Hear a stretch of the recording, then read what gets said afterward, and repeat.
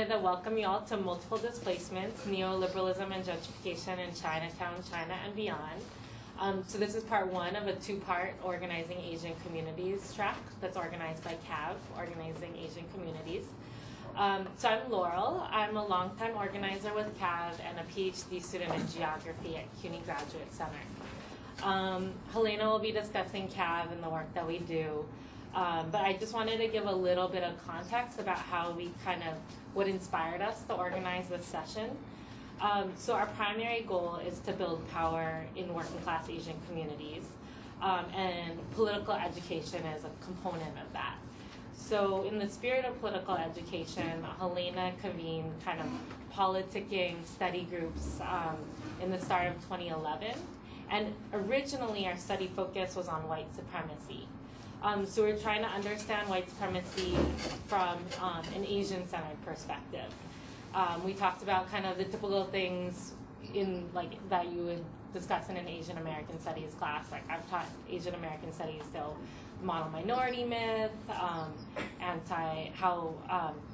we spent some time discussing Black on Asian hate crimes and how that's used to reinforce anti-Black racism and the model minority myth without really looking at the systems and the white power structures. And then, of course, has anyone here heard of that Chinese professor YouTube clip where there's a Chinese professor sitting in front of the room and then a bunch of Chinese students and they're all laughing together about how China owns U.S. debt? How China owns U.S. debt? Oh, yes. You've all heard of that? Yes. Okay, so if you haven't heard of it, just type in Chinese professor at youtube.com and you'll come up with it. So it's basically trying to scare, it's about austerity, promoting fiscal austerity, the U.S. federal government shouldn't be spending money because China owns our debt and then it's giving them power over us. Basically, it's this conservative argument, but also very racist. This clip brought us to a standstill, and we realized to understand what's happening in the U.S. today, we also really need to understand what's happening in China. So that's where our thinking started heading. In any mainstream newspaper, you'll see China portrayed as this gigantic villainous threat to U.S. economic hegemony, and then Chinese people as this personification of that threat. And then, as we know, racist America doesn't distinguish Asians from each other, so all Asians are automatically Chinese and lumped into this threat. So Stuart Hall talks about how race is the arena where social anxieties and fears are projected and worked through. And this, I just finished reading Policing the Crisis, so if you're all interested in that argument, I encourage you to look at that book. But race is also a wedge that will divide the working class. So our study group maintained this race question, but expanded to incorporate China into our analysis. And then Helena came up with the idea of this panel because we wanted to sharpen our analysis about China and think about how to translate that analysis into our organizing work in Chinatown. So really briefly, some framing questions for this panel. When we say gentrification, what do we mean? So how can gentrification be articulated as one component of a broad set of neoliberal global processes? More specifically, how can gentrification and displacement in Chinatown of New York City be understood in relation to land grabs, privatization, and demolitions occurring all over China? So just the connection between Chinatown and China. And then what are the different iterations of neoliberalism operating in the US and in China? How are they parallel and connected, and then how are they different? So Harvey writes about neoliberalism with Chinese characteristics and a brief history of neoliberalism. So how does this help, this analysis help us understand neoliberalism as a global process? And then the fourth question is, how does the development of an analysis of the conditions of China inform understandings of racism in the US and in the world? So a global analysis of racism. So I'm going to really briefly lay out the definition of neoliberalism, which actually Ellen lays out in a 2009 Working USA article. So it's the elimination of trade barriers between countries, the retreat of the state from social services and provisions. So we see this in the U.S. through the erosion of the New Deal, and then in China through the breaking of the Iron Rights Pool. We see increasing polarization of wealth, declining power of workers, and then I'm going to add one more to this definition. It's the increase of authoritarian state power. So in New York City, we see it through policing. In the U.S., we see it through militarization, and there's also kind of a police state operating in China as well. And the military there is growing. So let's get started with our panelists. I guess after I introduce everyone, you can come speak standing here. And then I'm going to do some moderated Q&A. I'll be asking some questions, then we'll take questions from all of you. So Helena is speaking first. She's going to take Esther's place today, and she's going to speak about CAV. Helena has been organizing with CAV for about 17 years. Right. So now you know how old she is, right? And she founded CAV's Chinatown Tenants Union. She became CAV's executive director in 2010. Okay. So it's really exciting to see everybody here today. Really quickly, CAV is an organization that's 26 years old, based in New York City. We started off as an organization in 1986, really coming out of a lot of doing education and advocacy around hate crimes against Asians in the U.S. And as the Asian population began to change, and people come in the 90s when immigration opened up, and it was more people who were of a lower class, people who were tracked into low-wage jobs and into some of the worst neighborhoods, as well as refugees of war coming into the United States. We began to look at more community-based organizing, and not just at kind of the physical violence of Asians, but what are some of the systemic and institutional ways that people are violated every single day. And so then in the last 15 years or so, something like that, there's been a lot of our work has been really kind of based in communities. So we work in the Southeast Asian community in the Bronx. We organize tenants in Chinatown, and we also did worker issues. So we helped form Domestic Workers United, which is now an independent organization. And so a lot of our thinking around our work is around, as Laurel said, kind of what are the institutional and systemic and root causes of racism and of violence, right? And we're very clear in our work of having we're really clear that unlike other organizations that provide services or that do advocacy work, that we have to organize in order to build power in the United States. And what we mean by building power is that people who are most affected by issues that impact them need to be the ones that are standing up and that are fighting on their own behalf. And so a lot of what we do, generally people come to us because they're facing some sort of issue, and then we'll move them so that they will fight around other issues.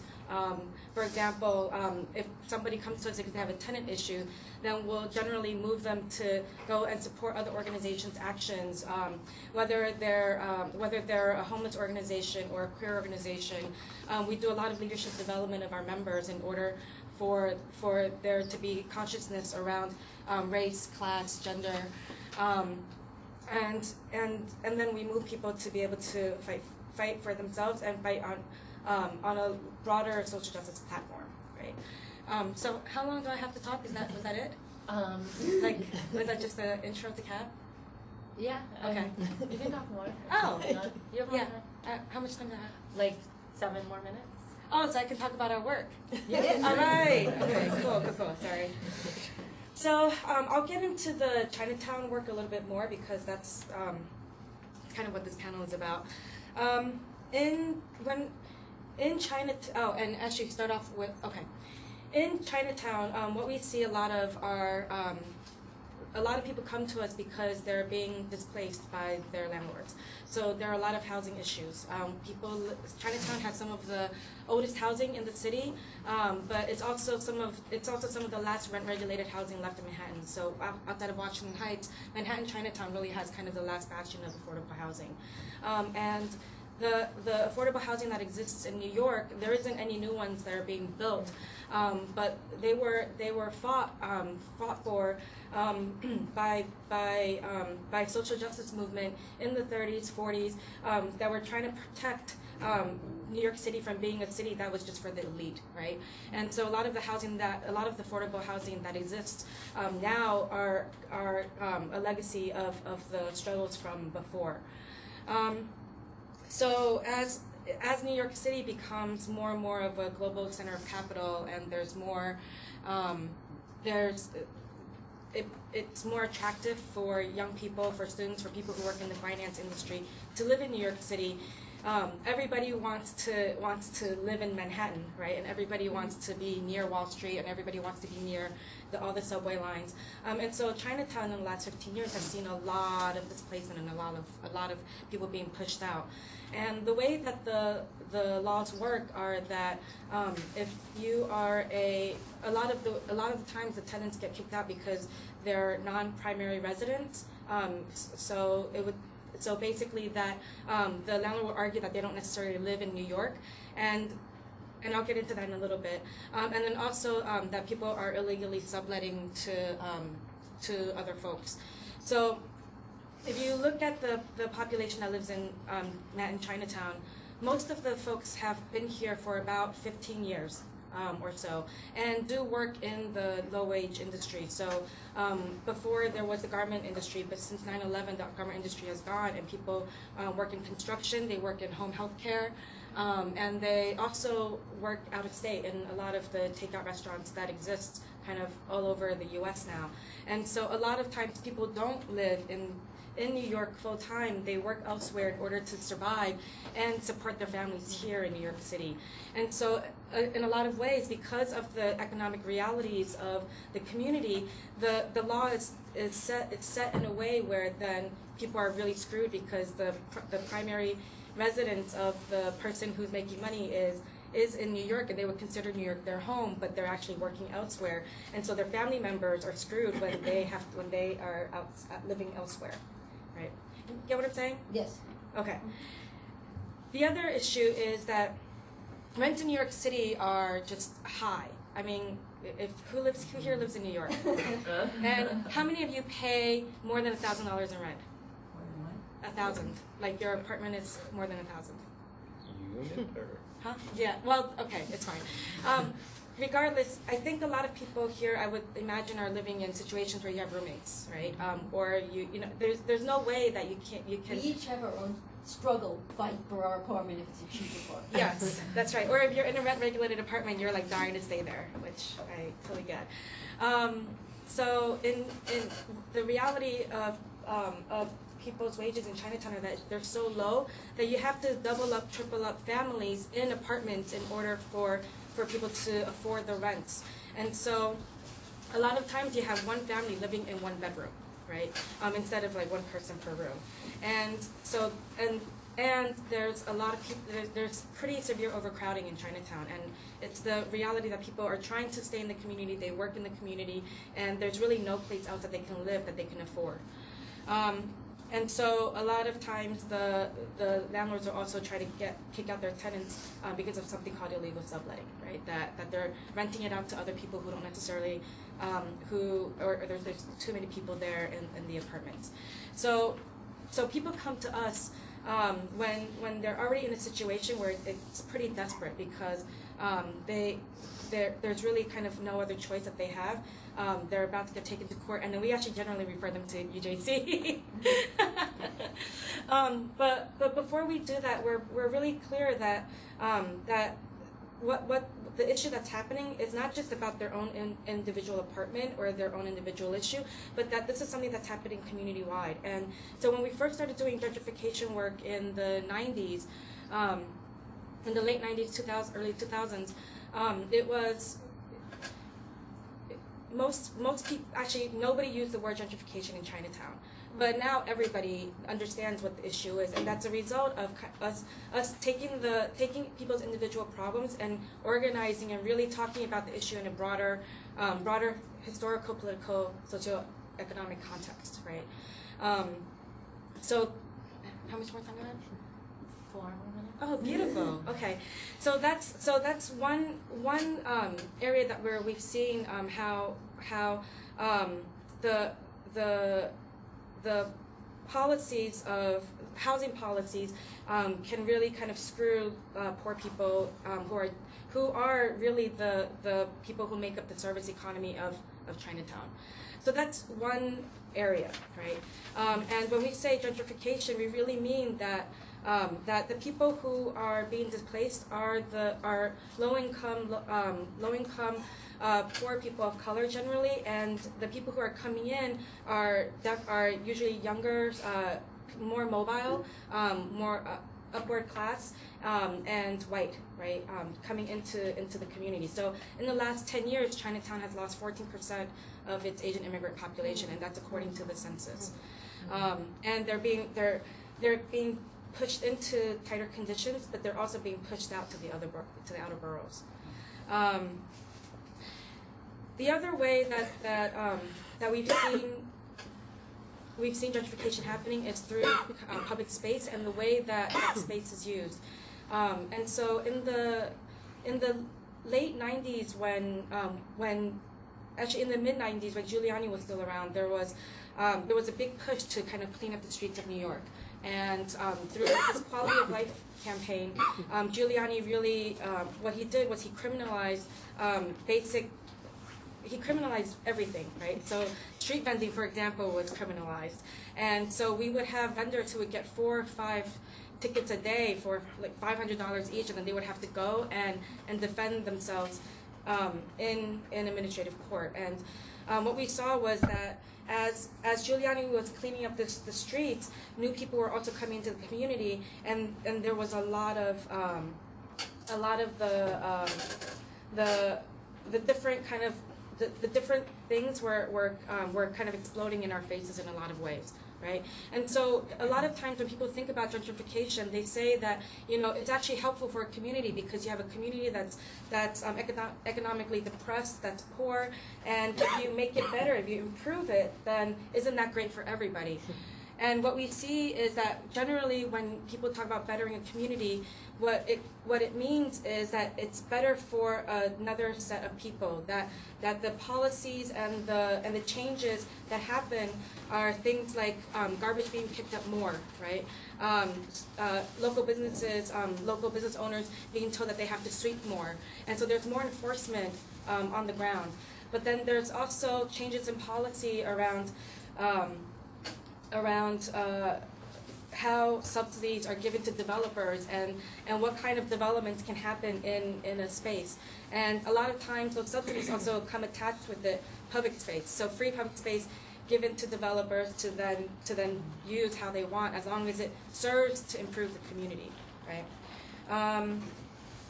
And then also there's more policing, and there's more people who are criminalized. So loitering, right? People who are just standing around, young people, old people. We have tenants who hang out in the parks because their apartments are overcrowded, and they stay in the park after dusk, and then they get ticketed, but they don't know that the parks close at dusk, right? So things like that happen all the time when a community is getting better. So I think I'll stop there for now. Great, thanks.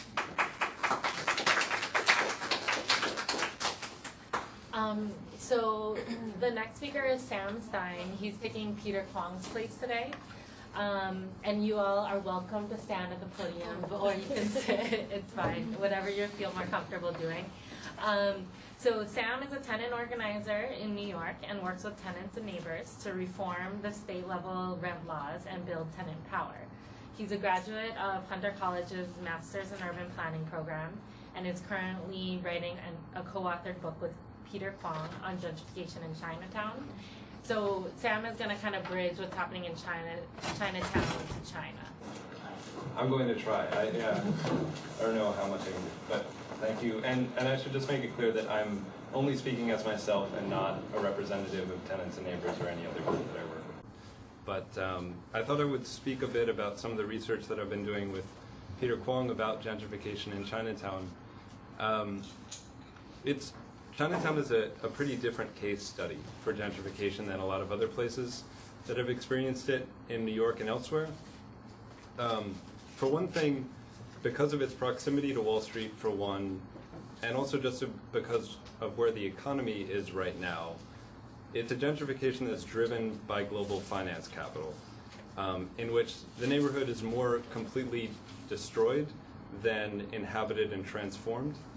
The more classical model for gentrification is there's a lot of vacancy, there's a lot of, stores are out, and then artists, particularly younger white mobile artists, will move in, will do work on the apartments, the property values go up, they sell, there's a rent gap, they can rent for more. That's the classic model for gentrification. But in Chinatown, it's not really declining. Things are hard in Chinatown, no doubt, but it's showing signs of recovery from both the traumas of the decline of the garment manufacturing industry and from 9/11. It's fully occupied and it's expanding, or at least it has been in recent years. It's not full of vacant property except where landlords are warehousing on purpose. And there's still a lot of jobs in a lot of different industries. And in a lot of ways, Chinatown has figured out ways to get around the traumas of 9/11 and of the garment industry declining. And a case study of that is the restaurant industry, which everyone knows there's a lot of restaurants in Chinatown, but it's really a lot more than that. There's Chinese-owned farms in New Jersey and Florida that are growing the produce for the restaurants. There's managing imports from China that happens in Chinatown.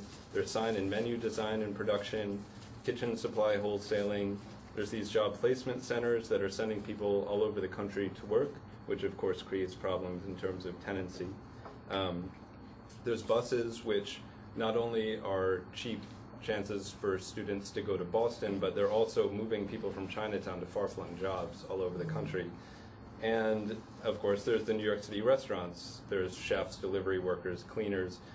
All of this existed already in Chinatown, but it's gone from a neighborhood that was serving itself to a neighborhood that's basically the economic hub for Chinese industry all over America.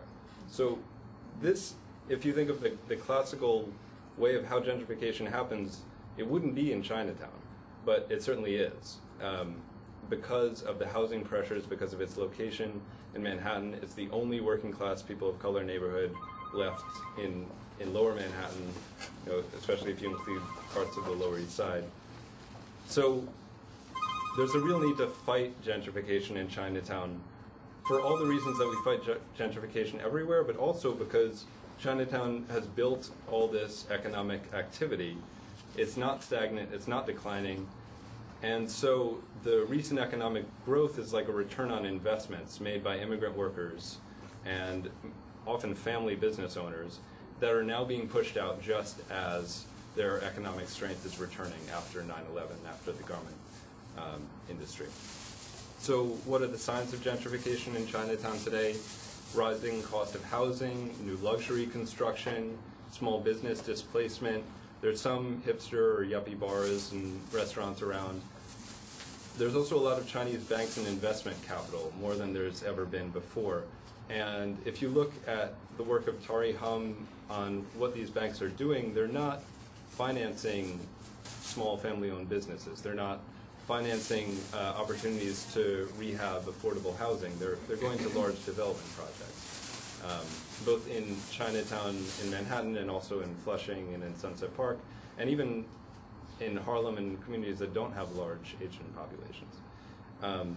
And I think that I'll get to this a little bit later, but that is one way to connect what's going on in Chinatown to what's happening in China. And as of now, it's not happening in a strictly planned way. The rezonings around Chinatown have mostly ignored Chinatown, which also I'll get to later. It's just what the current market conditions and the location of Chinatown, I think, are producing. And I want to think about gentrification in Chinatown as something that the market is doing, but is being enabled by the state. And often we think of gentrification as a market process, and it certainly is that, but it's not a process that can happen without the state power to enable it. And then I don't have quite as much to say about this, but the reverse is really true in China also.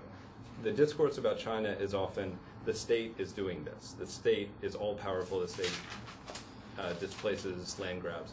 All true, but the state is also enabling and enabled by the market in China and by commercial industry there. So the case I want to build about the state enabling gentrification in Chinatown is a historical one. It can go back a long way. I'm going to choose to go back to Robert Moses and the Lower Manhattan Expressway. That plan was began in 1929, was approved in 1941, and it would have sent a 250-foot wide highway through Chinatown, the Lower East Side, and what's now Soho and Tribeca. 120,000 vehicles across Manhattan every day. Would have covered Watt and Broome streets with on and off ramps at Canal. So basically there would have been no Chinatown. It would have displaced 2,000 families, 800 businesses employing 10,000 people. So going back to the 20s, there's been plans to displace Chinatown. It's no secret that this is a working class immigrant neighborhood in the heart of the finance capital of the world. And I think on that point, it's interesting to note how that project was even created. Moses didn't have the power to do this himself. What he always did was find partners and make deals. In this case, it was the Rockefellers who created this thing called the Downtown Lower Manhattan Association, which lobbied for these urban renewal projects. And they're the same ones that you see in Chinatown, where the projects are now and some of the large parks.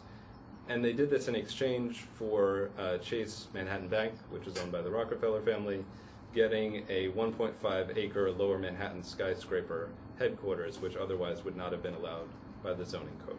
So going back to the early 20s, we have finance and the state enabling each other to displace massive numbers of people in Chinatown. Fast forward a little bit to 1969, which was the last time New York City had a master plan. This was under Governor Lindsay, and it was actually what formally killed the expressway. Interestingly, Chinatown is only talked about as a piece of the financial district and as a piece of the Lower East Side. The statistics count, and this is a quote, white, Negro, and other non-white, and Puerto Rican. Those are the only statistics counted. So obviously, they're not thinking of Chinatown as a place to plan around the way that they're thinking of other immigrant communities as a place. You see the early seeds of the Confucius Plaza plan in this plan, the Two Bridges Urban Renewal Project, which cut down 10 blocks of Chinatown and built up a $60 million development. And it hints at the deindustrialization and financialization of Lower Manhattan. There's a quote that I want to highlight from this plan. Again, this is 1969. Change, of course, is inevitable. The smaller lofts are being taken over by artists, and in time, housing and white-collar activities are going to supplant industry. The challenge in such areas is to guide the transition so that firms won't be forced out of business but relocated. And where are they going to be relocated to? Long Island City, Greenpoint, Red Hook, Flushing, Mott Haven, neighborhoods that are being gentrified now and deindustrialized now. So it's this constant displacement, first out of Lower Manhattan, then to these secondary neighborhoods, now with real estate capital there, out of those neighborhoods and elsewhere. Again, jump 10 years, 1979, Mayor Koch had a special Manhattan Bridge district that would have rezoned the area around East Broadway, special zoning district that would enable luxury development. There were 2 large projects that were going to go in there, and I can get into the details if anyone has questions, but the most important outcome of that were major community opposition. At the grassroots level and also in the courts, the project was stopped, and as a result of that, there is now, anytime the city or state has to do an environmental review project, they need to include the economic and social displacement that'll occur.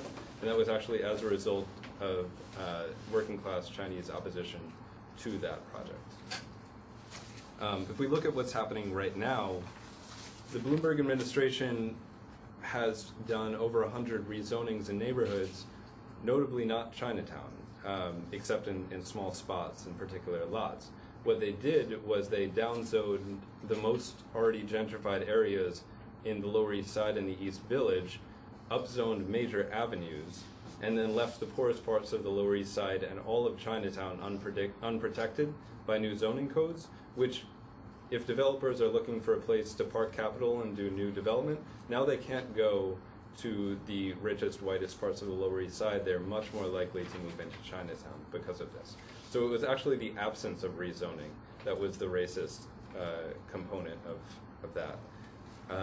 It went through the community board and the city council. There was huge opposition, but it was approved. The Bloomberg administration is also looking at finally doing something with the Seward Park urban renewal area. I don't know how familiar folks are with this neighborhood in Chinatown. The biggest spot is a huge parking lot on Delancey Street on the south side. It's been vacant for 46 years. A number of working class homes were destroyed initially to build affordable housing that was never built. So there's been a clear demand in the neighborhood for 100% affordable housing on this spot. That's always been the demand. The plan right now is, I believe, 60% residential use of that spot. Only 50% would be affordable, and that's quote unquote affordable. We all know that that's a scam. The other 40% is still parking, a relocated Essex Market, which currently exists just a block away, and a 200-room hotel. And as folks familiar with the neighborhood know, is already oversaturated with hotels, in part because the zoning code allows hotel construction in manufacturing zones, which Chinatown still is. And the last piece of the gentrification of Chinatown that I want to mention is a business improvement district that was recently approved. So business improvement districts are self-taxing areas. Basically, landlords vote on whether or not they want one of these. Residents and businesses don't have a vote. They almost always vote yes, and interestingly enough, there was a huge mobilization not only of tenants and small business owners, but of some landlords in Chinatown to oppose the business improvement district. And it was really sold on this racist rhetoric of Chinatown is dirty, Chinatown needs to be cleaned up, we need more tourism in Chinatown. And it eventually went through the city council and is being formed right now. So I think that is going to be a major hurdle in fighting gentrification, the existence of the business improvement district, and I can also talk about that more later on. So to link this back to China, and I will let the other panelists do more of this work, but there is a proliferation of Chinese banks in Chinatown, and anyone who's walked around has experienced this and certainly seen the rise of it in recent decades. And like other big financial institutions, Chinese banks in Chinatown are not funding mom and pop shops and affordable housing. That's not where you make a return on investments. They're looking at large scale development, and I mentioned Tari Hum. In her research, she's shown that 2/3 of lending goes to large scale commercial development. Much of the rest goes to upscale housing development. And often they are the institutional support for upzoning in Chinatown, as well as in Sunset Park and Flushing. So if we think about why Chinese banks are suddenly so interested in investment in Chinatown, it really does link back to what's happening in China and the urban expansion that's happening there and the gentrification and displacement. There's a million statistics that can prove this, and most of them are so large that they just boggle the mind, but a couple that I picked out, from 1951, in 1951 China was 10% urban. In 2010 it was 47%. There's 3 times as many cities in 2012 as there were in just 1980. And we can trace this to a lot of sources, but I think the easiest one is to go to Deng Xiaoping's 424 growth points in China, creating special economic zones, which are a lot like free trade zones elsewhere, open economic areas in the Pearl River Delta, state tourist zones, and other kinds of state enabling of private capital to do the work of displacement and gentrification in China. In 1989, there was a City Planning Act, which was, it mirrored a lot of what was going on in neoliberal US and Britain, where the planning function devolved from the state level to the area, local area, to the city, and eventually to the private. So that process has been going on for over 30 years. Expressions of new urban expansion and gentrification in Chinatown today include the new South China Mall, which is the world's largest mall, new central business districts in already existing cities, including Beijing, Shanghai, and Guangzhou. So these are already cities with financial capitals that now have a second, third, fourth financial capitals within them. Skyrocketing housing prices in Beijing, Shanghai, and elsewhere are displacing people. These housing prices are far beyond what we saw in even the peak of the real estate bubble in the US and New York. The city of Foshan grew 19% between 2000 and 2010, and to me 19% is actually hard to imagine what that even means, but it's way, way, way beyond the largest urban expansion anywhere else in the world during that period. I think it's the only double-digit expansion, and it's 19%. I can go on with this. I think another interesting point, though, that I do want to bring up is the Chinese government is actually contracting a British firm named Atkins and many others to build new cities. Atkins is building 48 cities the size of London in China, 48. So you can't do that without land grabbing, without displacement, and you wouldn't do it without gentrification, though you probably could. There's international land grabbing going on with Chinese corporations buying land in Argentina, Brazil, the Philippines, Sudan, and elsewhere, mostly using it for agricultural purposes and sending the products back as sort of a guaranteed way of feeding the Chinese population while grabbing Chinese rural land and turning it into manufacturing for export. So there's this like big recirculation where at one point the food was produced in the country and eaten in the country, the goods were produced in the country and eaten and used in the country. Now the goods are being produced in the country, exported out, the food is being produced somewhere else and imported in, and it's an entirely new model that is again state-enabled, privately run.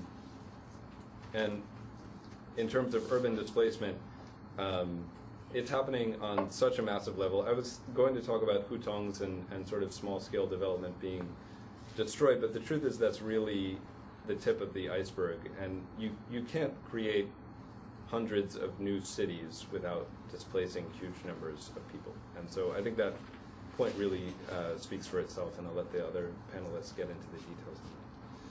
Thanks. So our next speaker is Pengfei Li. Pengfei is a PhD student in environmental psychology at the CUNY Graduate Center. He teaches psychology at New York City College of Technology and graduated from Wuhan University with a BA in philosophy. His current research focuses on Beijing's suburbanization.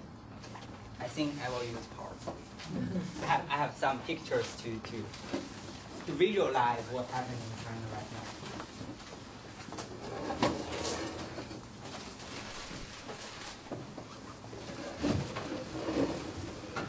Okay. I will talk about an urban renewal, massive urban renewal project in China. It happened in the US in 50s and 60s. It's larger scale than gentrification, but and so this has happened in US and in Europe in the name of modernity and modernization, but in China too. Chinese government, even in Deng Xiaoping dance period, the state propaganda and advertised the full modernization project to renew the Chinese cities. So I want to bring our talk today with a little bit to the theoretical aspect, the theoretical framework of what happening, what is the logic of gentrification, what is the logic of urban renewal project. So in the name of modernity and modernization, the people who are too enchanted and motivated by the grandeur of the modernity and anticipated but unrealized happiness of the modernized way of life can do very crazy stuff, right? They can destroy their own neighborhood. They can even the whole city. They can uproot their century-old social networks, traditions, and values, and only to build unfamiliar but new places. And in his classic book, All That Is Sony, Melt into Air, The Experience of Modernity, Marshall Berman illuminate vividly how demolition and relocation were undertaken in the name of modernity and the process of modernization. It grieves not only for the destruction of the traditional institutes and environment, but also for the exact contradiction of modernization. That is, it aims at empowering people, but ends in destroying the vitalities and enthusiasm. So that's my major theme for today's talk. So although this kind of urban renewal project has been criticized a lot in the West, but many Chinese cities are conducting those large-scale urban projects right now. Okay, so I will talk about an urban renewal, a wholesale urban renewal in the county seat of Sui in central China. It is in Hubei province, located in the central part of China. And it was a very small town. It was a very small town before 2009, hosting only 33,000 population in the Chinese context. In a 92 square mile area. The urban center of the town, this is the urban center, actually it's quite small. It's very dense. It's only 1.5 square area and hosting 30,000 people in this area. So a new county level government has been was founded in 2009 by electing several nearby towns and tended to rebuild this small town into a county seat to serve the whole region. So the new urban center, they plan to expand the center. The new urban center is proposed to accommodate 200,000 people in a 20 square mile area. So that means 10 times, multiple the city scale and the population 10 times. By urbanizing some of the rural residents in the town. So urbanizing some of the rural residents in the town and attracting more rural migrants from other towns in this region. So after 2 years of investigation conducted by the county government, the urban renewal project has been launched in this year in February. So the whole town, except the narrow west bank, except a little bit the narrow, the close to the mountain area, that area will be reserved. So all other places will be demolished.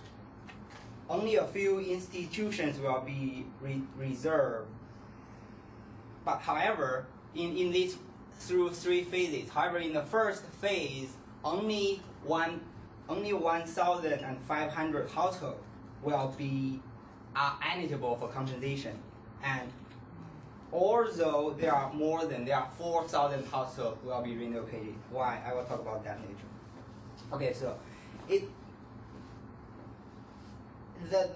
the soon to be demolished area in the first phase covers more than half of the town and accommodate at least 1/3 of the 30,000 population. However, all those people who are eligible for compensation are only the homeowners. So all the renters, the next 200 households will not eligible for the full range compensation. So we can infer from the public size the data, we can infer that the renters, public housing renters will be treated very unfairly in the first phase. However, the government reported nothing about the public housing renters. It seems that there's no public housing renters in this town.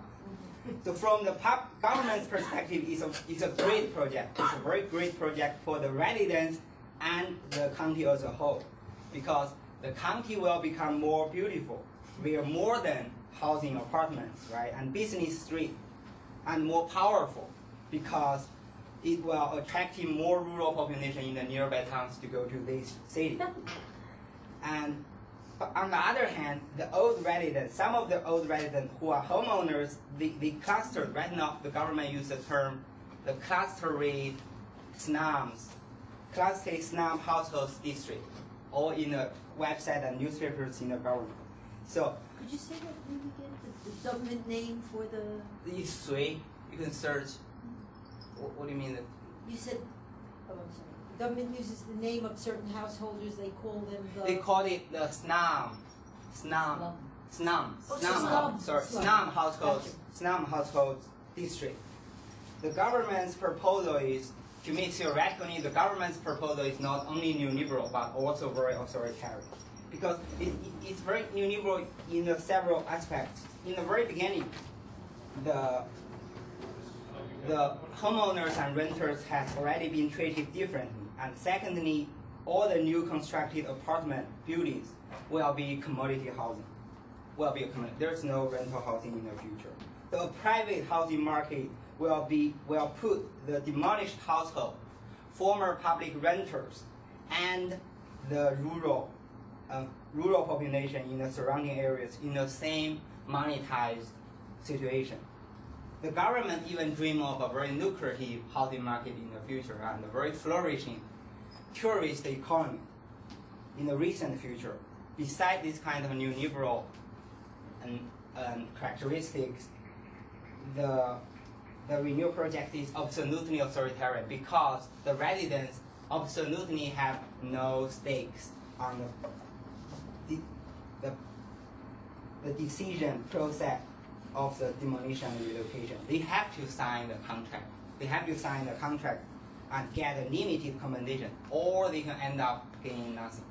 And it's very ironic that one third of the 1,500 residents has already signed a contract with the government. And for the rest, approximately 1,000 households and unpublicized public housing renters, at least including, we have to add four more thousand residents. They will eventually, I guess, cooperate with the renewal project without much resistance. We can have some picture of what the town looks like. A very quite small town in the Chinese standard is serving only 30,000 population. And this is the closer look of the townhouses, the old townhouses in that town center. So the question is, why are the residents so submissive to the government's renewal project? Do you have a question? Answer it quick. So all of this town is going to be destroyed. Yeah, all of this town will be destroyed. These buildings are going to be completely gone. Yeah, completely gone. And it's already demolition. I have the picture of demolition later on. Okay. So the question is, why are the residents so submissive in the government's renewal project? To me, this is the more traditional, the residents, the street. So they have these one-story townhouses. Some of the households build two-story townhouses. That's in the Chinese context. And it is, to me, it is by no means due to the bright future of the supposed to be more than apartment. And it is lasting is unlikely because of the government is so coercive that the residents might be physically hurt by the government. No, the government won't do military policing to kill or do something. The government won't do that. Won't do that to coercive strategies. The government, to me, is very tricky here. Is the government knows very well that many residents are trapped in their current situation. Very interesting why they are trapped in their current situation. And they will not be happy with or without the demolition. Because as a small town in China, this is the demolition right now. Right now they are demolished all the old houses. And this is a new housing has already been constructed. I heard that if this mid-rise apartment is inconsistent with the new street design, they may demolish this as well. They have the financial means to demolish already constructed new housing.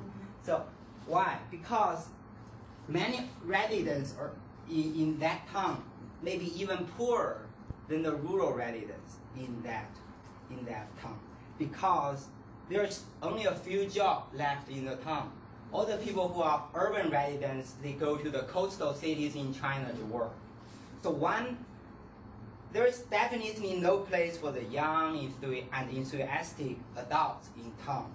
So in general, a husband or wife or both in a family, they will go to a more developed city like Guangzhou, Shanghai, or Beijing to work. And they are basically involved in this kind of larger, neoliberalized, globalized economy instead of their localized political and economic issues. So those who are left in the town, from this picture I asked a friend to took, you can see that all those people say they are old people. They are old people who are sitting on the street, some old females and more than 60 years old, 70 years old. And the people who are left in the town are much less powerful because they either rely on the partner's monthly remittance or the local government's monthly minimum guarantee to survive. So they are disenchanted by the current living condition and the renewal project. So no matter how promising the government's propaganda sounds, they will never believe that. They don't think that they think that it is not true. So however, they won't fight with the collectively either due to the equally bad possibilities. So to me, it's hard to imagine. I will plan to do a dissertation project on this or the similar kind of urban renewal project. That's my plan.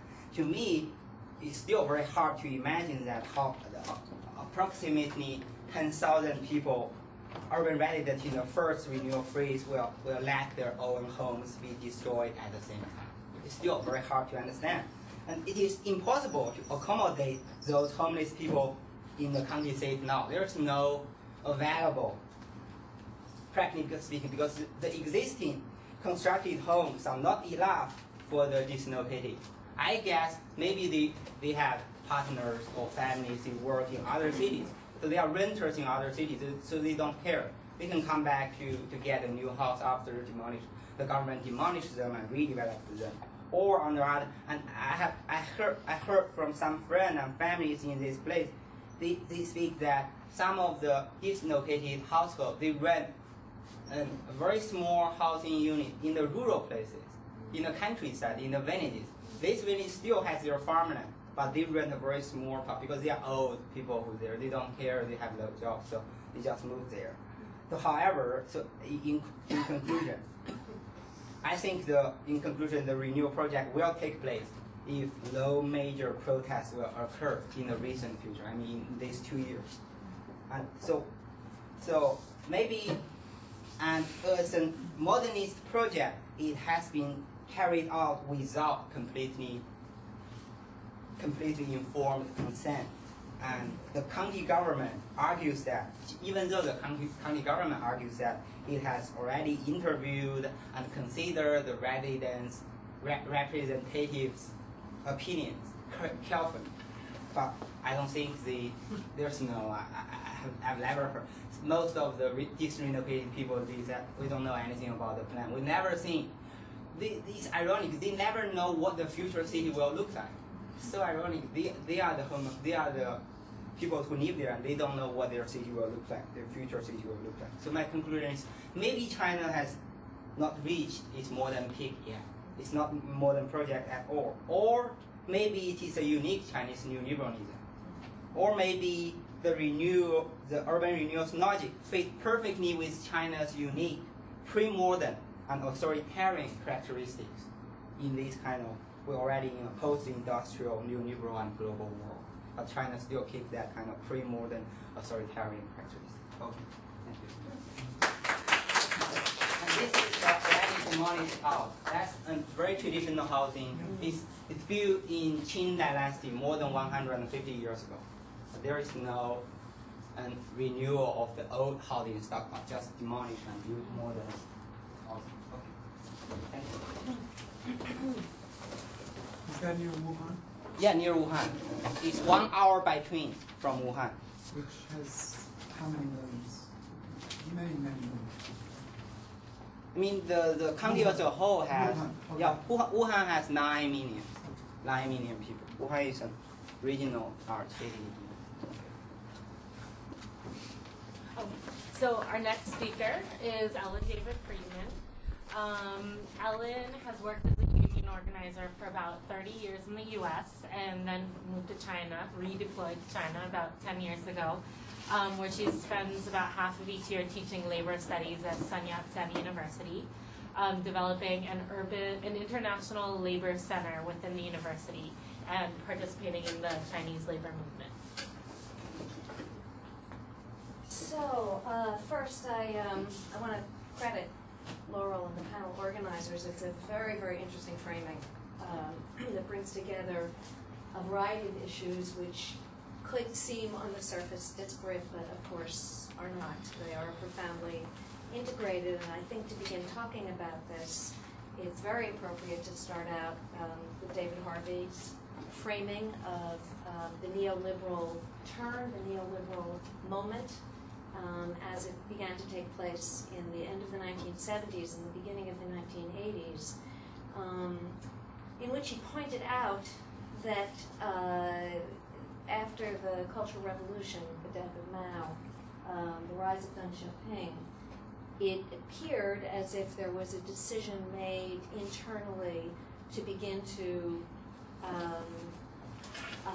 establish market forces in an extremely limited way in these special economic zones, first in Shenzhen, just south of Guangzhou, and then expanding.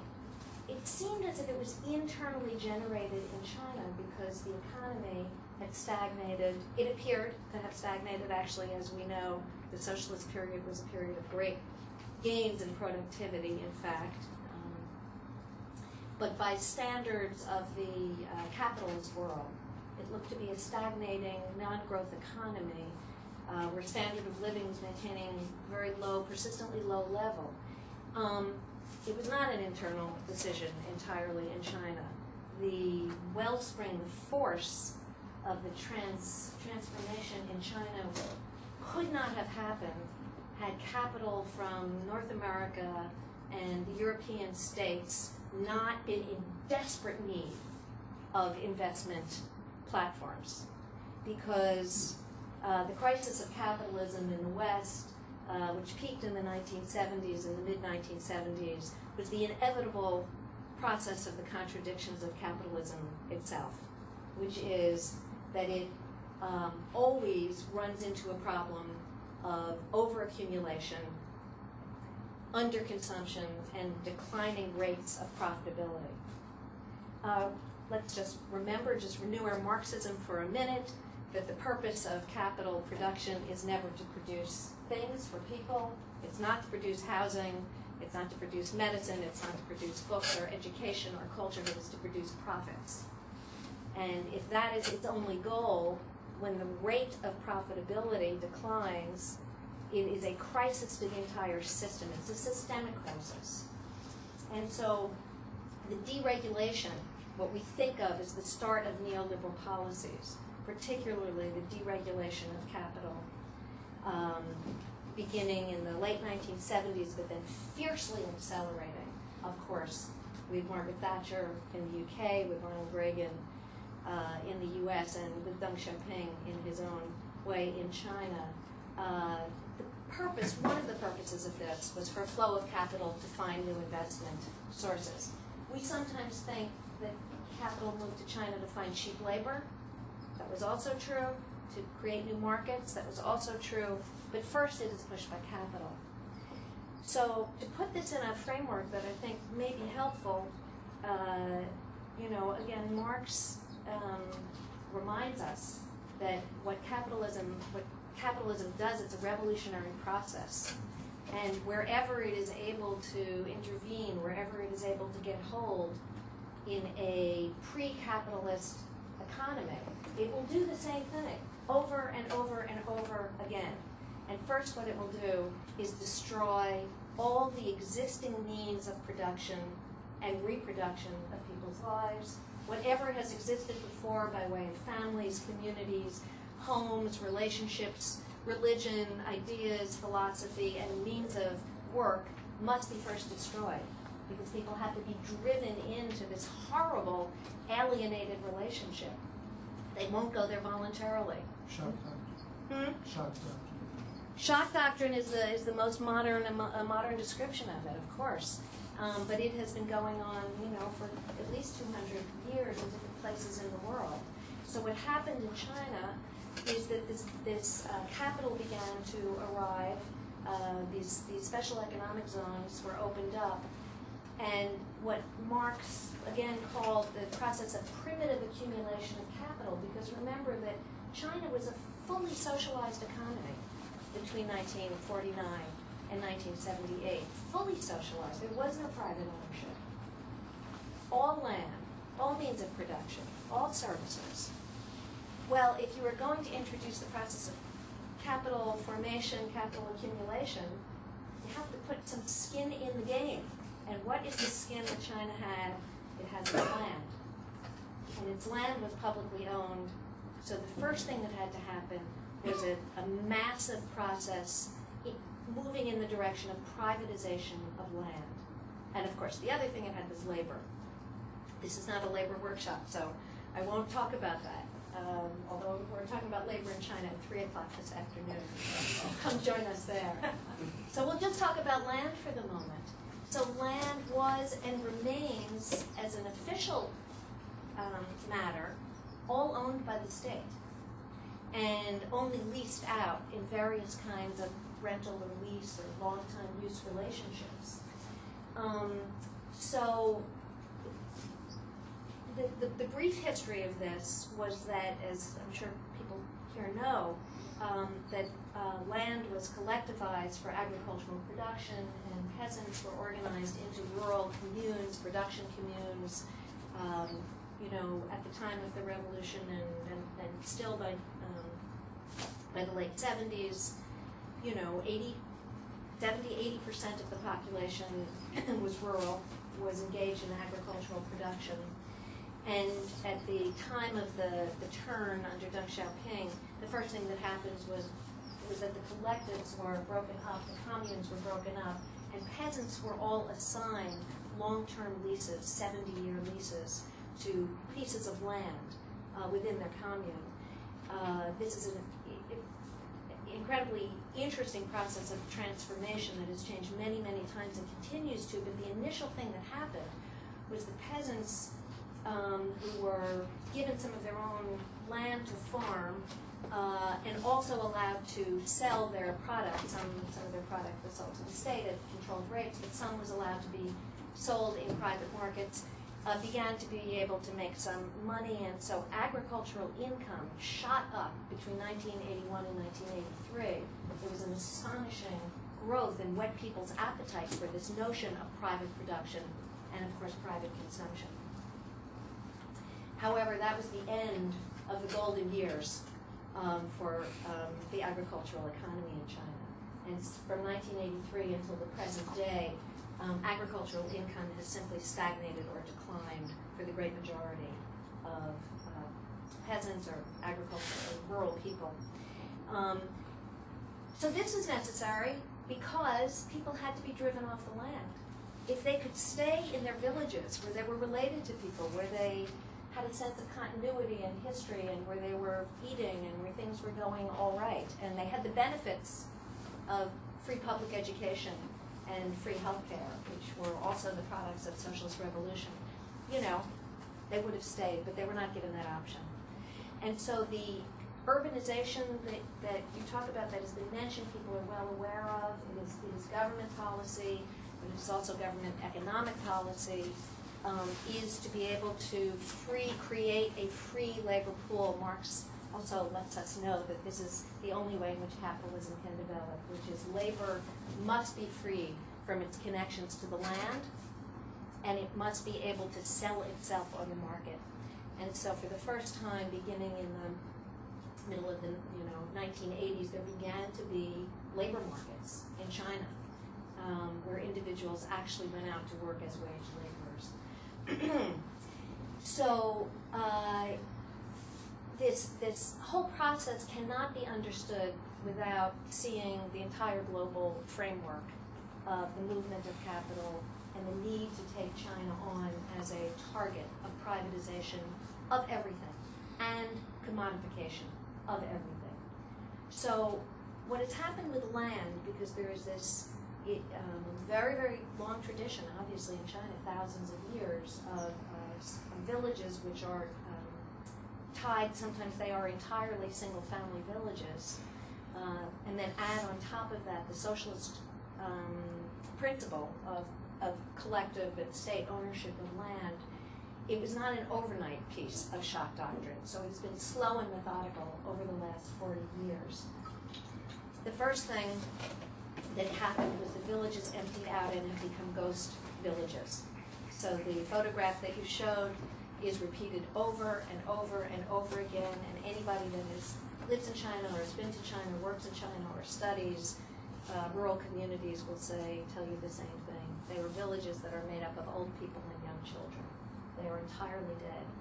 So when we talk about displacement, there are some kinds of displacements that happen when a village is simply pushed down, or the Three Gorges Dam, which I'm sure most people know about, in which hundreds of thousands of people in many, many hundreds of villages were literally driven off somewhere else and had apartments built for them. This process happens over and over again. So there's a kind of physical displacement that goes on, but even when there is not physical displacement, one point to keep in mind is the hollowing out of the inside of social life and community life.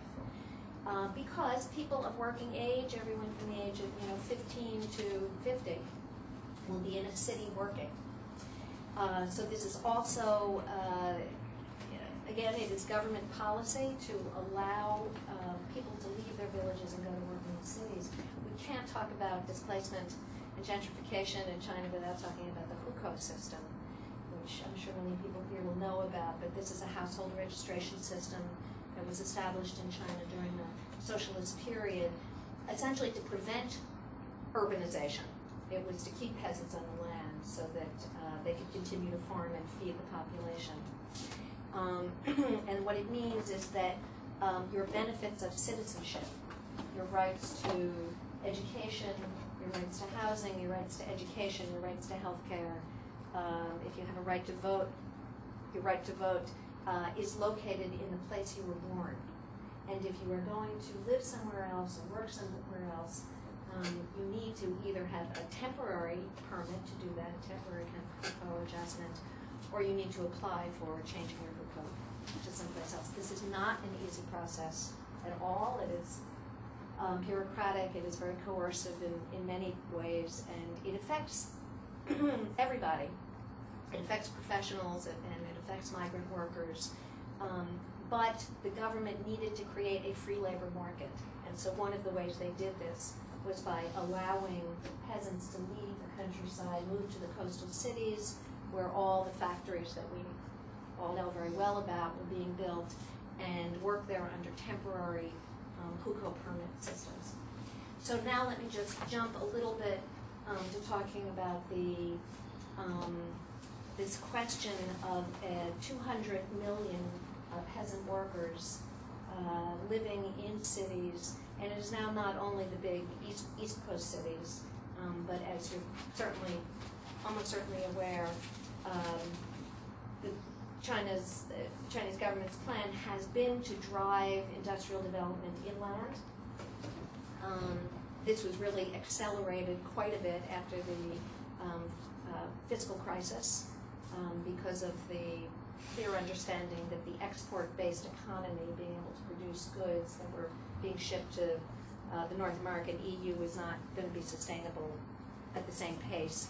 And so the stimulation plan that was undertaken by the Chinese government was a domestic driving of industry and urbanization to the inland provinces. And that's who's going to be the 200,000 people in his town? That's right. That's right. Yeah. What is their plan? No, there's no industries in that city. They will have it. So it happens in different ways. So some of it is infrastructure, roads, ports, telecommunications, fiber optics, warehouses, logistical nodes so that industry can develop. A lot of it has to do with construction projects, just like the one you described. It's just housing projects. Housing projects. The government funds. The government is the payer of last resort to a lot of construction in China, both at the central government level, provincial municipal, regional. It is often the government that is actually lending money, and now talk about a housing bubble. There's a very serious problem that has come to the surface in China, which is there has been a lot of gray lending, very serious problem. Gray banks, illegal lending, tremendously over-leveraged loans. A lot of building projects are being abandoned, debts are not being paid. And a lot of the construction has been high-end luxury housing, where the 1% in China, the very wealthy, 1% to the top of the population, are able to buy multiple apartments, mostly for speculative purposes. While people like my young friends, Asen and Wenjin, will, get their PhDs, will become junior faculty somewhere, and may have to live with roommates, in something that is just a small little closet for many years, because they will not have any housing that's been built that's available that they can afford. Well, I still don't understand. This town is a government plan, and they specifically are building houses for 200,000 people. They didn't have any specific industry that they thought was going to be there, or any particular. They hope to be a tourist town. They try to build a traditional. Wait a minute! But I was in Singapore when they suddenly realized that they were knocking down the last They try to rebuild. tourist thing. Yeah, they build the new historical. They try to build the new Qing dynasty, Ming dynasty housing. You can see all the new housings. They have some kind of cap. That cap is a recreation of the historical housing format.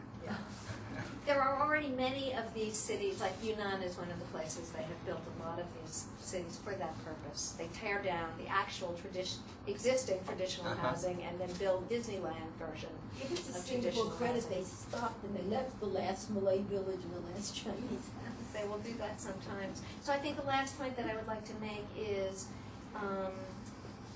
we have the displacement from the countryside, and now we have this floating population of young migrant workers.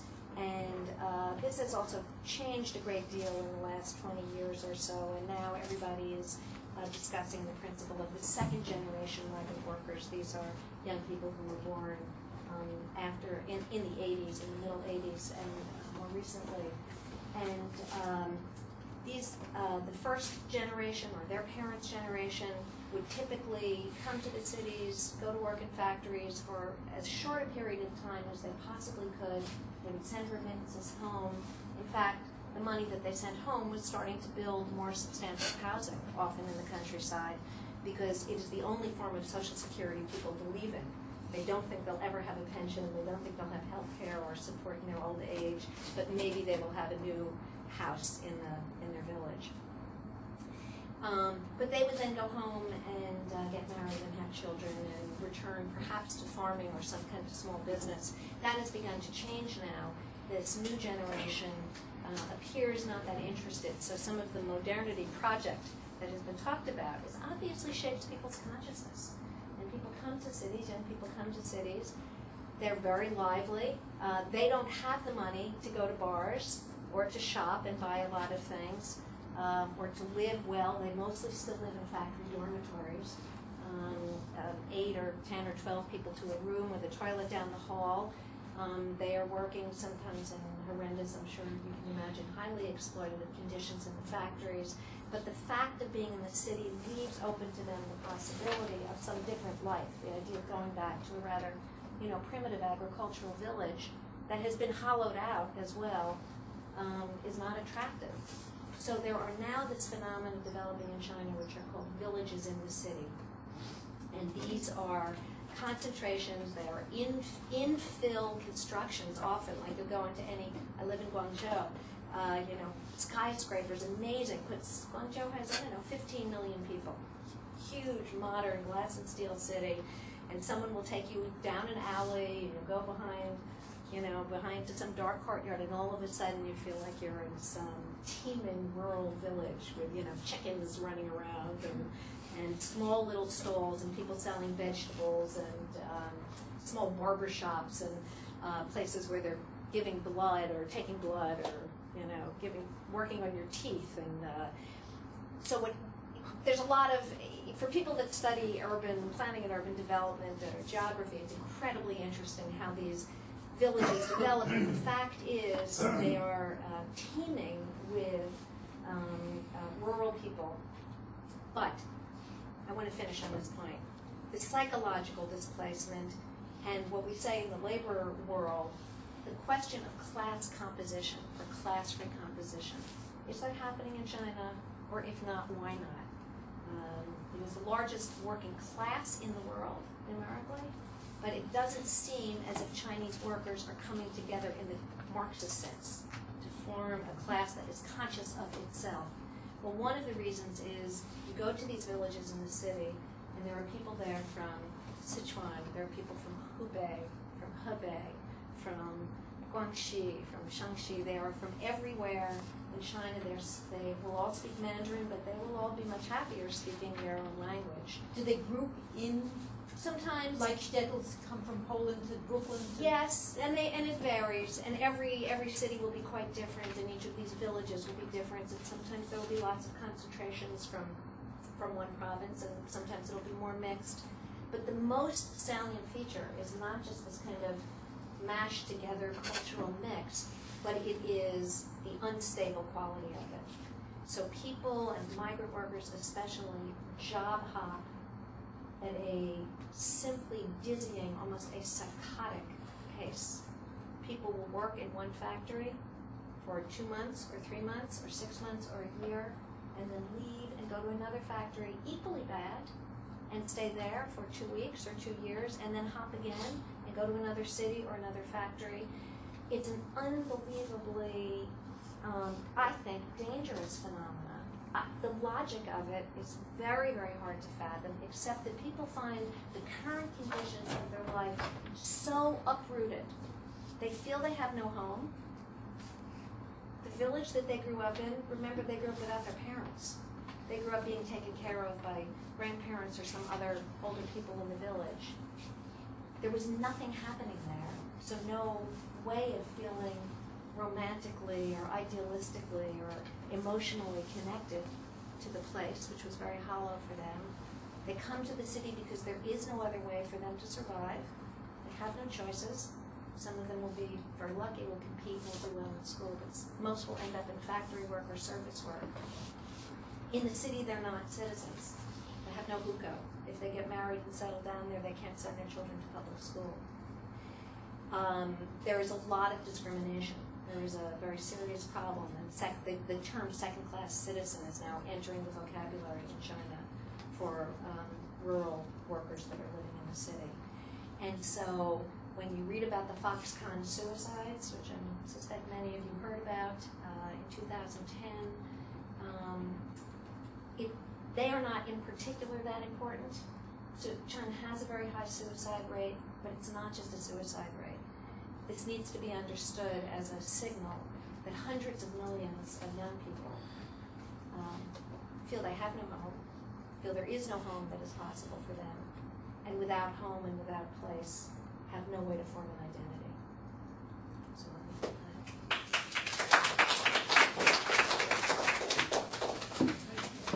that. So I have one question where I'm kind of lumping a few questions into it, and I'll ask the panelists to respond, and then we'll open it up for discussion. So kind of one of the driving purposes of this panel was to kind of develop a more expansive definition of gentrification that incorporates a global analysis. And I think just from what I've heard from all of the panelists, the more universal process to consider is displacement.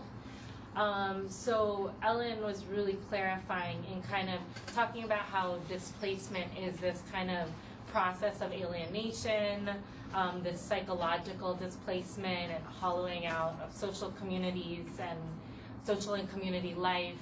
And then it's kind of this mechanism for primitive accumulation. So this way that kind of people are separated from the land, means of production are destroyed. So I think just to kind of link all the different talks together, Sam was helpful in kind of clarifying gentrification, but also displacement as this historical process, kind of associated with deindustrialization. Then we see 9/11 and these kind of traumas of war and the changing economy in terms of the garment industry. And then it's also an international process, right? So we see these Chinese banks kind of funding gentrification and displacement. And I'm just trying to kind of pull everyone's different talks together. And then I think like a really key part of this is the state and market collusion that's happening. So just kind of to pull in Pengfei, just like this, what I was really fascinated by and I want to hear more about is how you're calling state authoritarianism as a pre-modern process, where in New York City we see state authoritarianism happening through the police state, and which really increased in the post 9/11 era. And then so in Chinatown, how Helena was talking about police harassment, these curfews that no one knows about. You can get arrested for being in a park after like dusk or whatever. So I guess my question is pretty general, but just kind of developing this expansive definition of gentrification with a focus on displacement, which seems like the more important mechanism to consider, especially in China, but also in New York City, obviously. And then how do we think of this kind of state and market collusion and tension that's happening? And I would argue that it may not be pre-modern, but how do we think about that in China and in Chinatown? And which mechanism in terms of the state and the market is kind of pulling it? Is the market pulling the state authoritarianism, or is the state pulling the market forces? And how do we kind of look at those two dynamics happening together? So you didn't answer any part of that question. I was just trying to like synthesize what I've been hearing. Should we go in the order we spoke? Sure. Oh, thanks. You're welcome.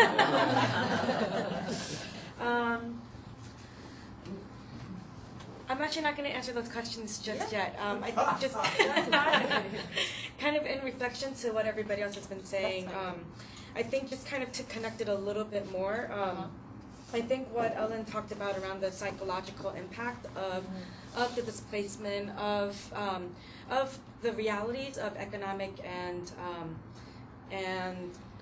well, the realities of people's economic lives, right, is that we're noticing a lot of parallels between China and Chinatown.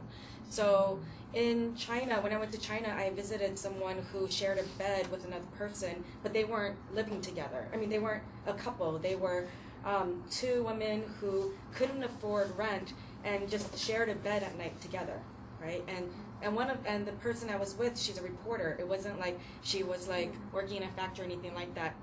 In New York, we see this all the time where people, especially low-wage workers, have to share beds, right, where they take turns doing that. And oftentimes there's multiple levels of beds. And then the relationship around multiple displacements, I think, is also another critical piece, where people come to New York after having been in their village, going to a smaller city, going to a larger city, coming to New York, and then being bussed out through the bus systems that have been created to other cities in the U.S. And along the way, always, again, trying to figure out where they're going to land, right? And then the most important thing, instead of land that becomes important, it is money that's important, because that's the only thing now that's kind of guaranteed through people's labor, right? And so I think that's the other connection. And I think that actually there are serious questions now, I think, in the Chinese consciousness around what is the role of like, as the role of China kind of increases, what does that mean for people and where they see home and where they see themselves settling? So a lot of our members are actually like, well, I don't know if I can stay here in the U.S. because the U.S. is now declining, so maybe make some money, but maybe I'll go back to China, right? And there is this unsettled feeling of where people are, and so a lot of people may have families in China and are thinking about going back, but also have been trying to get their families here for a really long time, and with immigration policy the way that it is, see that it's just really hard to make life decisions, right? And so again, I think the psychological impact of people's economic realities, we have to really talk about that. So around the questions that you raised, I don't really remember them anymore. So I'm just going to let Sam go next. The question of the state or the market and who's pulling who. I think in both the Chinatown displacements and the China displacements, there's basically a consensus between the two, and so there doesn't have to be one pulling the other. I think over time there's been times when one is more pulling than the other, but I think at this point there's sort of a neoliberal consensus in both places. In terms of the question of authoritarianism, in Chinatown, I think you see authoritarianism as a piece of a larger shift in governance in New York City. So there's police authoritarianism now. There was police authoritarianism under Giuliani, and in Chinatown there certainly was before that too. And so that's always been there, but it's become more and more precise, so that it's targeted to go after these parts where there was a big fight with the business improvement district over whether it would include this park, in part because there are developers in Chinatown that want to turn it into a sort of Union Square type space where there's a restaurant in the park and that kind of thing. And the policing that goes on in the park, I think, is really related to that kind of displacement. So I think the authoritarianism is a piece of a neoliberal governing model where the government pulls out of a lot of things like housing and like labor enforcement, and then narrows in on certain others like policing and street cleaning, although even that is privatized. So it's the authoritarianism is a piece of Bloomberg-style governance where you're shifting resources from one place to another. It's not the thrust of it, it's just a piece. Okay, I think I argue that it is a pre-modern authoritarianism because I do believe that the state in the West, just for the sake of argument, the state in the West, especially in the US, and the state in China is so different. Because the Chinese state, they combine the socialist and the traditional Confucianism, the ideas together. So the state can always argue that we are pursuing some common good for everyone. The US state may argue that we are protecting each individual's welfare or interest. But the Chinese government is, we are pursuing the common good for everyone. So everyone is different from each one. Everyone is different from each individual. So this everyone, they pursue a collective interest. They believe, the Chinese government, I think, maybe some officials, they don't believe this kind of logic any longer, but I think many Chinese scholars, especially who study Confucianism, especially recently there are new leftists in China, they do believe this kind of special China model. This logical model is different from the end of history hypothesis. It's not because the modernization will necessarily end in a democratization. There are scholars, especially reading scholars, who don't believe this kind of democratization logic. They believe that China has its own logic. And the Chinese government, on the other hand, is very happy to consider this argument because they somehow support the current state apparatus, right? That's my stake on the issue. I'd love to pick up on that. It's a very interesting question. You know, I think of authoritarianism as being a non-pluralistic state, a corporatist state in which the state manages through the establishment of certain sectoral representatives. How will representation of interests be worked out? So in China, for example, there is, the official trade union, and it is the representative of the working class, for example, or the Women's Association, Women's Federation, which is supposed to represent and speak for the interests of women, and there are not really other political parties as an obvious example. So while it's quite clear that it is maintained through both, I think, the Confucian and the socialist tradition, an authoritarian structure, because of the forces of privatization and capitalization, there has been a decentralization of economic authority to lower and lower levels of government. And this is a widely understood and demonstrated problem, which means that local governments were really left to their own devices to create the economic activity for their own survival. So they don't really have very much taxing authority, the ability to pay for their own services, which is one of the reasons that healthcare and education and public housing and so on have not developed in this period. They only have the power to try and attract capital. So they compete against each other fiercely for enterprises, for industry, to become a tourist zone, to do something like that. And so this is a kind of a form of economic decentralization, but they don't have political authority because it's still a unified single-party state. And so the pressure then results in corruption. So you have corrupt exercise of local political power by many, many lower levels of government. And that simply means, you know, there's a lot of bribery and kickbacks around land, particularly around land sales and development projects. So it is I think it's authoritarian. I understand, I appreciate your meaning now about pre-modern, but it has morphed, it has transformed itself under these pressures of introduction of capital in very unexpected ways, I think. So yeah, I'm going to take questions from the audience. Just in the interest of time, we have less than 10 minutes, so I know it went by really fast. So I do want us to get a few questions in. So I'm going to have a few people ask questions, and then we'll respond. And if please try to make the questions short, so that other people have time to ask questions. And so if you see me doing this, I'm asking you to wrap up the question. But yeah, let's start with you. I want to thank everyone. I thought it was wonderful.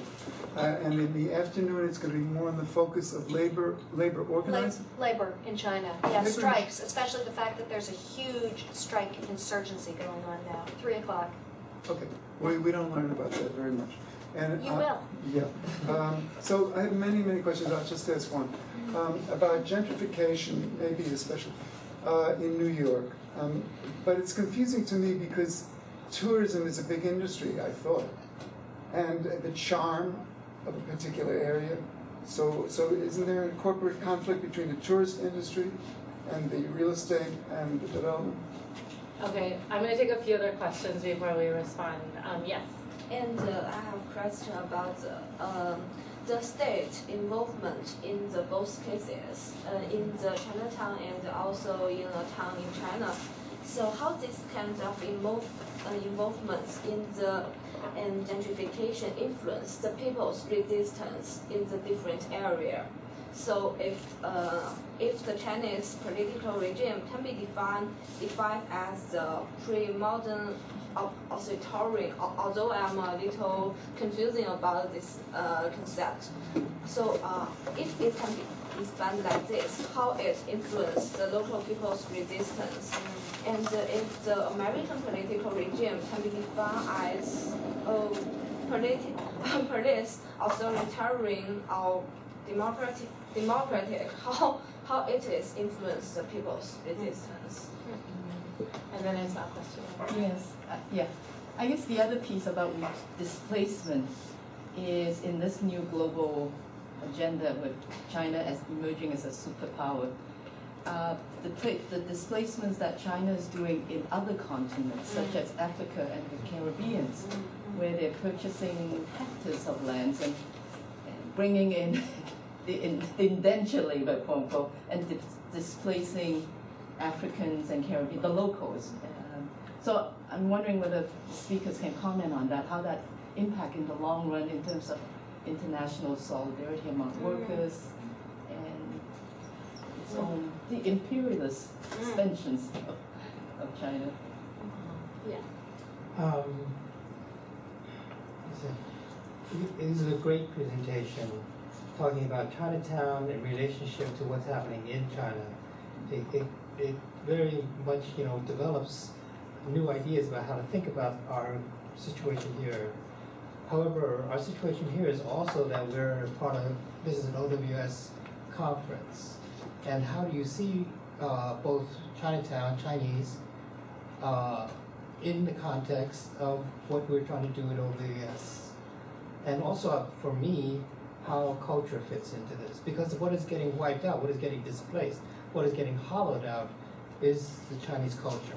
Yet Chinese culture, or the Asian culture, is becoming a source of potential inspiration for the United States, for the West, for people in OWS, as a culture based in spirituality.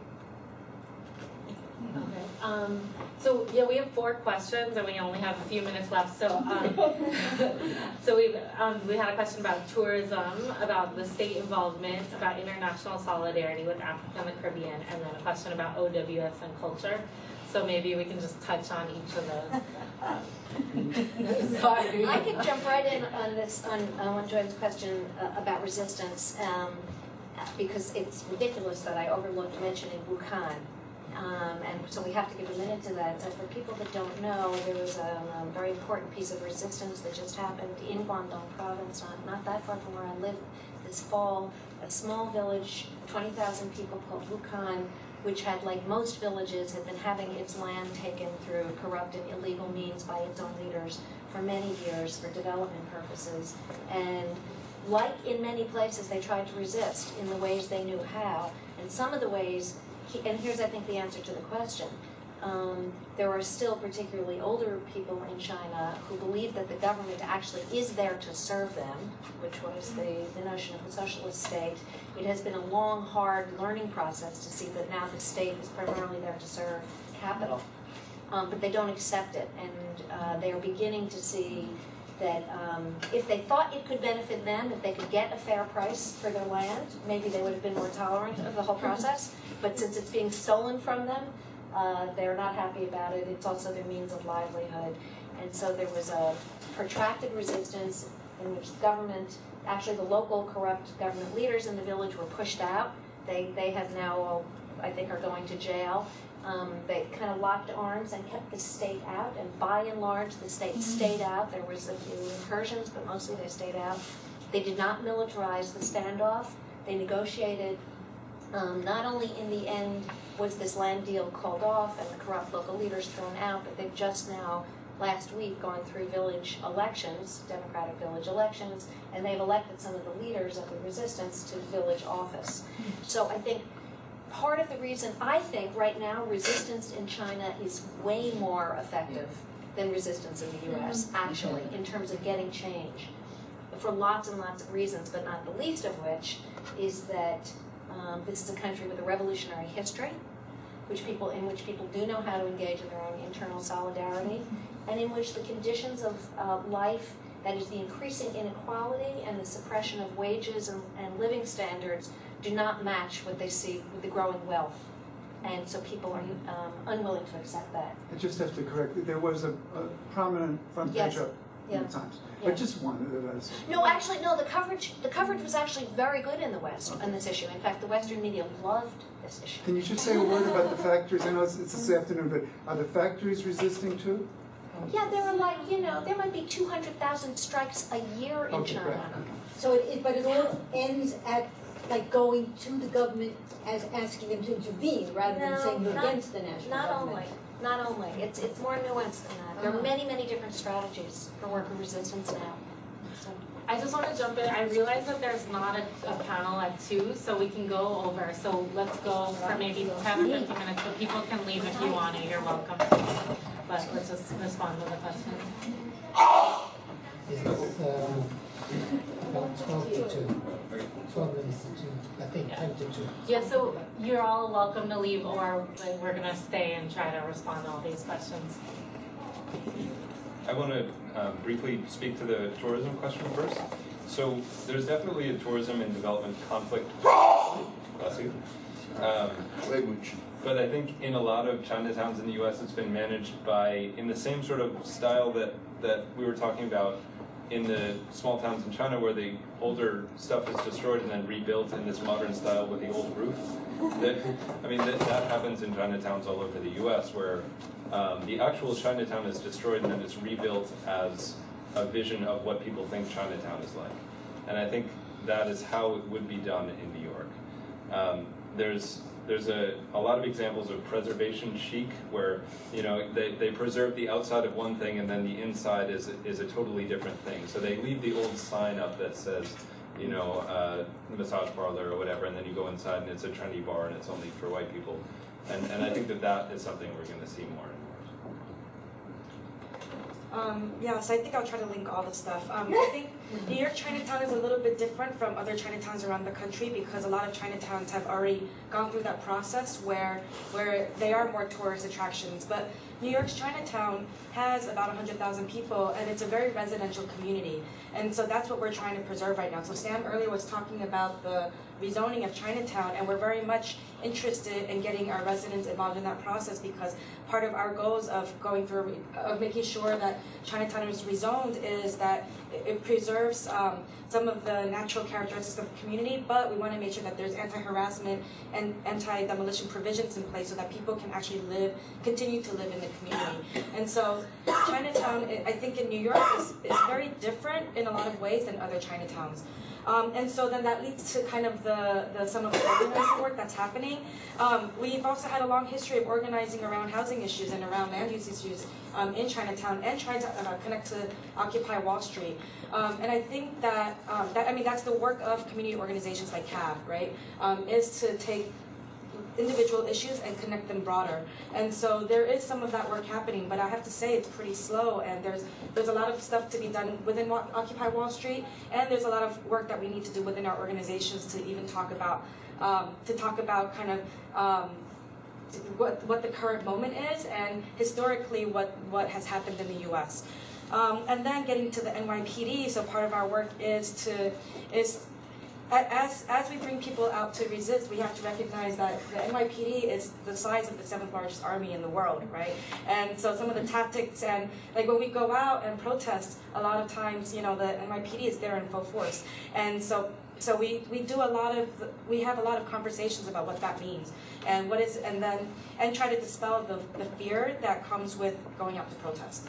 And even like when we protest in the buildings and the police come, we do a lot of prep with our members in order so that when the police do come, people don't stop protesting, right? I hope I connected all of that. I can try Winnie's question about China's expansionism. I think it's quite complex. One of the things that is very, very sensitive to talk about in China, in the environment of the university, there's in fact a great amount of academic freedom to discuss many things. But I found among my students that if I raise the topic of China in Africa, for example, people become quite nervous, and they understand this is not really a topic for us to talk about. And it's in part because the socialist state for many years built up a sense of nationalism by pointing to both U.S. and Soviet imperialism, and saying that China is not an imperialist state. Now there are there are people, and I actually think I might agree with this. They are not an imperialist state in the sense that the U.S. and the Soviet Union were. That is, our imperialism was the form of militarized expansion for the purpose of creating markets and so on. But it also involved in very specific political intervention in the client countries. And China is engaging in a very, very different form of both economic and geopolitical expansionism, but they are not attempting to subordinate governments. And they are also not they're not engaged in state building in other states. They're very specifically engaged in infrastructure that is needed, building infrastructure that's needed to extract the resources that they need. I think it's extremely complex and nuanced, but it's proceeding at a pace, and the last thing I'd say about it is it's exactly the same dynamic that led U.S. capital and Western European capital to China in the 1980s, which is there's a crisis of over-accumulation and some declining rates of profitability. And so the fact is that what we see now, like money that's held in the hands of the Wall Street bankers and investors now, is not going into anything productive. It is only being reinvested back into financial instruments. which is why we can't get out of our recession and won't get out of our recession. But in China, at least the surplus capital is being invested in production.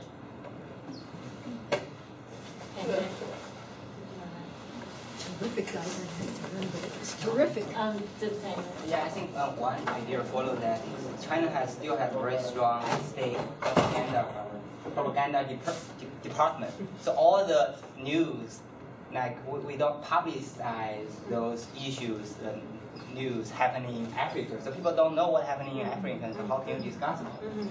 Like there are several issues in China about Chinese government are very happy to discuss about Taiwan issue, but it's very sensitive to discuss anything about Tibet issue. So there's even no domestic report on any aspect in Tibet. So people, like normal Han rest ethnic group, they know nothing happening in Tibet. So how can we just talk about anything? The same happened in Africa. And I believe another is the government is very pragmatically oriented. So they just, like you have said, they grab the resources and investigate in this infrastructure, this kind of stuff. It's more practically related instead of ideological, so people can avoid all this stuff. Do we have like one or two other questions? Just, okay, two more questions and then we'll wrap up. How about the two people who haven't asked yet? So you in the back and then you. Well, I heard a radio report that the recent election in Taiwan favored developing relationships with China. And I just wondered, you know, I don't trust anybody I read anymore, but I just wondered what is the reality of the results of the recent Taiwanese election? Okay, and then how about one more question? And just as here in the U.S., race has become and gender has become such a prominent thing, and it's very much in the foreground of and attached to gentrification. Is there anything? Are those characteristics or I don't know things involved in gentrification and I guess radical movements in China? Like, are folks who are like who are consider themselves minorities or non-Mandarin speakers, just any of y'all could shed some light on that. I wanted to respond to that really quickly, this is another question to pose to all of you, is I read this article that was recently published in Race and Ethnicity Journal, characterizing migrant workers as this racialized labor force because of the physical characteristics of maybe disheveled hair, clothing. So they're saying it's this kind of Chinese version of racism. So that's just something else to throw out to you all as well. It's a brief topic. I believe so. Rural migrant workers, especially in Guangzhou, if they have certain kind of appearance and behave in a certain way, they will be discriminated by other people, especially the rural, especially the urban cities. So that's why it's second-class city. I'll just add to it, and actually we'll talk about this also in the 3 o'clock workshop. There have begun to be riots in towns and cities increasingly in the last couple of years that appear to be over this question of second-class citizenship, the presence of migrant workers in cities without equal civil rights. And there's a lot of tension between local and outside people, and I don't know, I think it would be a much longer discussion to say, is this race, or is it comparable or analogous to race? I think of it as class and relationship to the means of production is how I look at it. But it has become very volatile, and one of the things that we can see is that when somebody from a certain place has been treated badly, let's say by local police, there will be a very spontaneous, often upsurge of defense from their fellow hometown people. And so I think that there certainly is regional identity that is becoming more divisive in China. And I would say that to add on that, yes, it is all those things, and I think one great connector between what's going on in China and Chinatown is people without papers. Right? It's the same structure that's being used to discipline labor in Chinatown and in China. It's migrants who are here, who never had the opportunity to have papers, who are then penalized for not having them. And then we see this increased policing in China where people are stopped by police at random on the streets there. And then there's been laws passed in the US that give police that power here. So there's definitely that parallel. Yeah, so we'll talk about race in Cav's next panel, but if there's not enough people, we're coming to yours. Oh, okay. So I mean, yeah, race I think is a very U.S. Specific thing, and it plays out I think differently in China. So. Okay, thank you.